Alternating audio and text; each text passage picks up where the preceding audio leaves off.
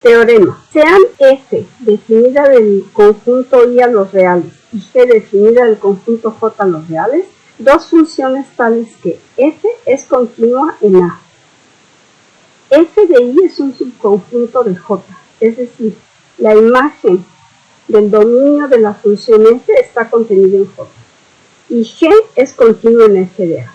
Entonces, la composición F seguida de G es continua en A. Veamos que en este teorema no basta con que F y G sean continuas. Necesitamos muchas más hipótesis, como que F de I esté contenido en J y que la G sea continua en F de A. Y por supuesto que la composición esté bien definida. Hagamos la demostración. La hipótesis que tenemos es que F está definida de un conjunto I a los reales. Además, la A es un elemento de I y F es continua en A. Y la imagen del dominio de la F es un subconjunto de J. La G está definida del conjunto J a los reales. Y además es continua en F de A. Tenemos que demostrar que para toda epsilon mayor que 0, existe delta mayor que 0, tal que si X está en I, es decir, el dominio de la F, y el valor absoluto de X menos A es menor que delta, entonces el valor absoluto de F seguida por G evaluada en X menos F seguida por G evaluada en A es menor que epsilon. Entonces, dada epsilon, vamos a tomar un intervalo con centro en G de F de A y radio epsilon, que es esto que tenemos aquí. Aquí hay epsilon. Queremos encontrar un intervalo con centro en A y radio delta, tal que al aplicarle la composición a cualquier elemento que se encuentre en el intervalo con centro en A y radio delta, vaya a caer en el intervalo con centro en G de F de A y radio epsilon. Pero en el camino tenemos que pasar por F de A, es decir, necesitamos aquí un intervalo, y ahorita vamos a ver con qué radio. Entonces, lo que vamos a hacer es partir de lo que necesitamos partir de este valor absoluto.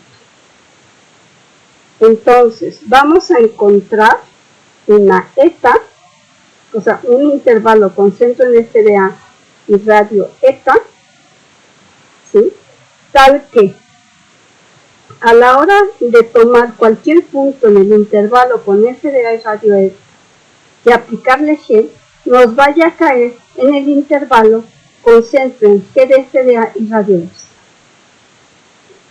Pero para caer dentro de este intervalo necesitamos partir del intervalo con centro en A y radio delta.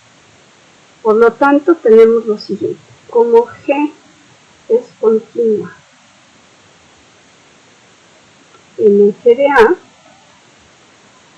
existe eta mayor que 0, tal que si Y es un elemento de J, y el valor absoluto de Y menos F de A es menor que eta, entonces el valor absoluto de G de Y menos G de F de A es menor que epsilon. Es decir, ya tenemos la eta que tenemos aquí. Ahora, como la F es continua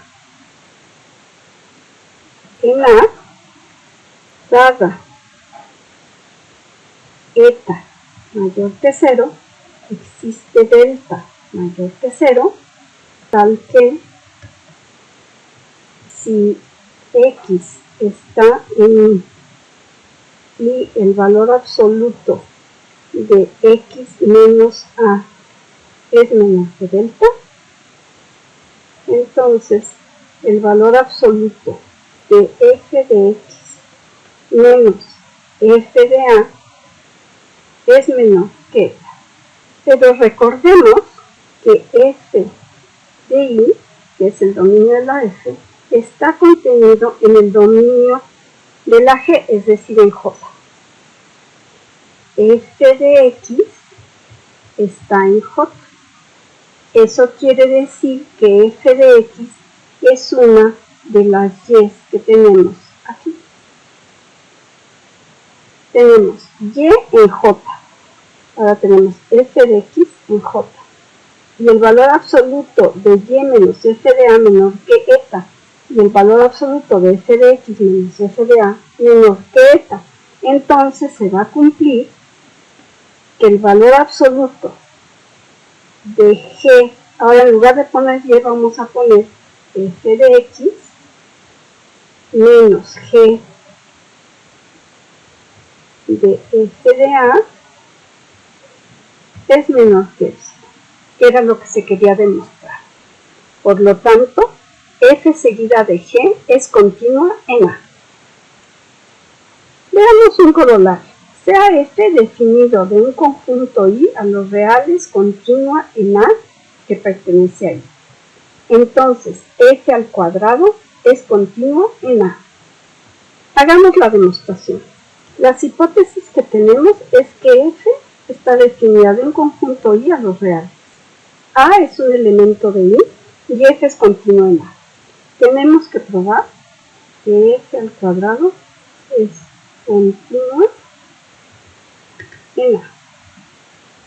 Como es un corolario del teorema anterior, entonces vamos a considerar G la función definida de los reales en los reales, cuya regla de correspondencia es G de X igual a X al cuadrado.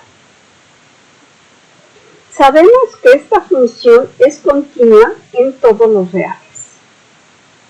Como F seguida de G aplicado a X es lo mismo que G de F de X, y esto es a su vez igual a F al cuadrado de X, y además como la función F va de I en los reales, entonces F de I es un subconjunto de los reales, es decir, es un subconjunto del dominio de la G.